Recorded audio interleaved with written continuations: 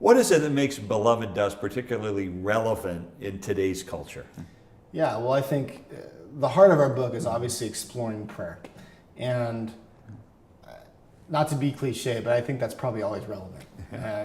Christians are people who are given to prayer, and we know this is part of our calling as followers of Jesus, that we're to be prayerful. But what I've discovered now after several years of being in pastoral ministry, almost a decade, is that prayer remains to be this very vexing thing for people.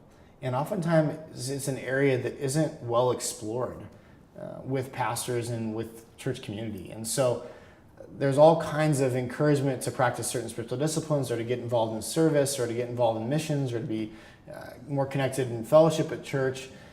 But this element of prayer is often kind of left unaddressed quite a bit. And I think in one sense almost assumed, maybe presumed upon a little bit, that, well, we all kind of know we're supposed to pray, and so hopefully that's going well for you.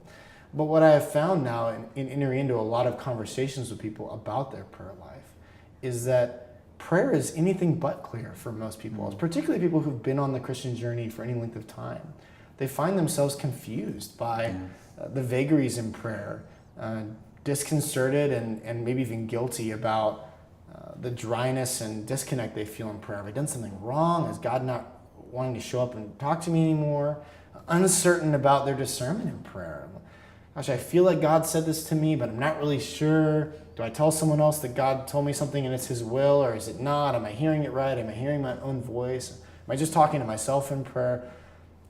I think these are questions we all wrestle with. And we wrestle with, I think, probably for the duration of our Christian life and varying seasons and different experiences we encounter in our walk with God. But again, I think they're often questions that really aren't very well or often addressed. And so our hope is, again, in this book, to really take those questions, the real questions people have in prayer, seriously, and give them dignity and give them time. And be honest about our own journey and say, we get it. We know what it's like to experience silence and desolation in prayer. We know what it's like to feel like you're talking to a wall. We know what it's like to be uncertain about, did I or didn't I hear from God? And so I think that's immensely relevant for all followers of Jesus today. Yeah, well, and a lot of what we're hoping to navigate, I think, touches on some of the relevancies of these things in our culture. You know, I think our culture specifically has some temptations, some tendencies that makes prayer difficult. You know, we have a culture saturated with self-help. And so I want to fix myself. What do I turn to? Well, the pastor said pray. Okay, I'll pray. That'll fix my life. Now suddenly, again, it's about me. We turn to moralism. Well, Christians are supposed to be good. What does it mean to be good? Oh, I'm supposed to pray. Okay, I guess I'll pray. You know, and so we turn into another box to kind of check off. And you know, we, again, in American society, I think particularly have this temptation always to a kind of prosperity gospel. And prosperity gospel is a term usually used to talk about, you know, people who are preaching, give us money or something like that, and God will give you money back.